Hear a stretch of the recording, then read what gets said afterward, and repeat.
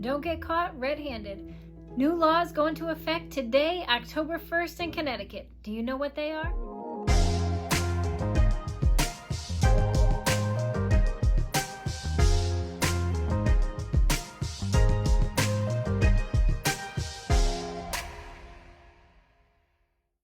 Hi and welcome back to my channel. I'm Barbara Natty and I'm a local realtor with Berkshire Hathaway Home Services right here in Southington, Connecticut. If you're new to this channel, make sure to subscribe and don't forget to hit the bell so that you're notified every time I put out a new video.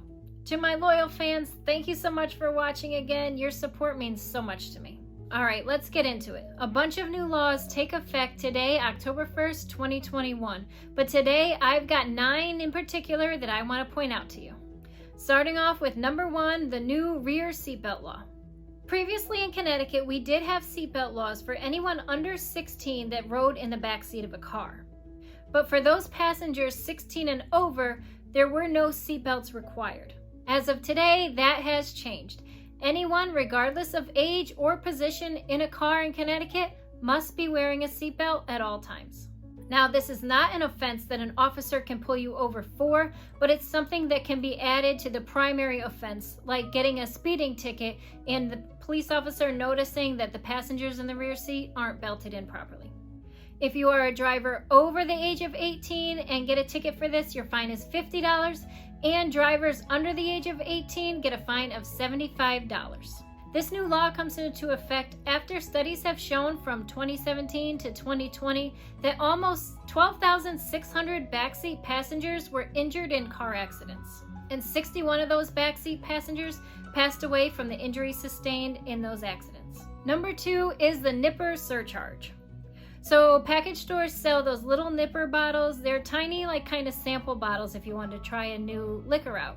But lately, there have been so many littered throughout the streets, and sadly, I witnessed this myself. My husband and I started walking a lot during the shutdown, and we happened to notice so many nipper bottles along the side of the road. The new surcharge is not a refundable surcharge. They will be adding a 5-cent surcharge per bottle purchased throughout Connecticut.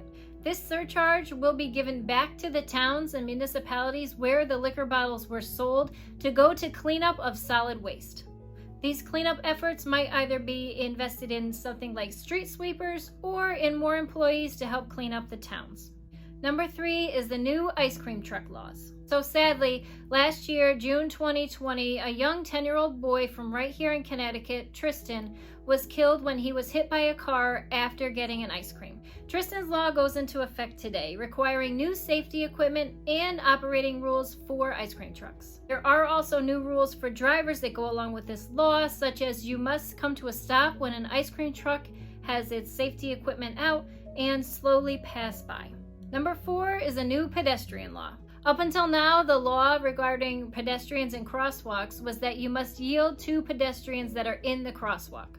Now, as of today, you must stop for any pedestrians that are in any portion of the crosswalk, indicating that they may be crossing. The indication may come from someone waving their hand or possibly using a cane or walking stick, indicating that they are about to cross the street. Number 5 is a new domestic violence law. This is a 2-part law. This law will expand the definition of what domestic violence is, as well as provide easier access to assistance programs. The definition of domestic violence will now include terms like stalking, isolation, or threatening. The second part of the law is a grant program that will help domestic violence victims with legal assistance. Number 6 is the new foreclosure laws. As a realtor, of course, this is near and dear to my heart. This new law will help those who face foreclosure due to municipal liens and association liens. These might be liens such as water or sewer bills that are past due taxes, or past due HOA or association fees in a condo association. This is not going to be for people who are in foreclosure due to non-payment of mortgage. This emergency lien assistance program will help provide loans to those who are facing foreclosure for those reasons. Number 7 is growing marijuana. So marijuana has now become legal in Connecticut, but growing marijuana in your home is not quite legal unless you have a medical marijuana card. For those holding a medical marijuana card, you are now able to have 3 mature plants and 3 immature plants on your property. and you can have no more than a total of 12 plants. So if you have 2 marijuana card holders in your residence, you can have up to 12 plants. If there are 3 card holders, the max is still 12 plants. This will end up going into effect for all marijuana users 21 and above in July 2023. New law number 8 is smoking restrictions. So smoking of any kind, whether it's cigarettes, marijuana, or vaping, will be prohibited within 25 feet of a door, window, or intake vent of any building open to the public, such as restaurants or retail locations. The last new law I'm talking about today, number 9, is employment age discrimination. It is now illegal to require on an initial application the birth date, age, or graduation year. So there are more laws than what I talked about today that are starting as of today, but I just wanted to share those few with you. If there's any new laws that you know of that I didn't talk about, how about you mention them in the comments below? Don't forget to subscribe, make sure to hit the bell so you don't miss any of my future videos, and give this video a like so it helps me reach more people who might be interested. Thanks for watching, and make it a great home selling and buying day.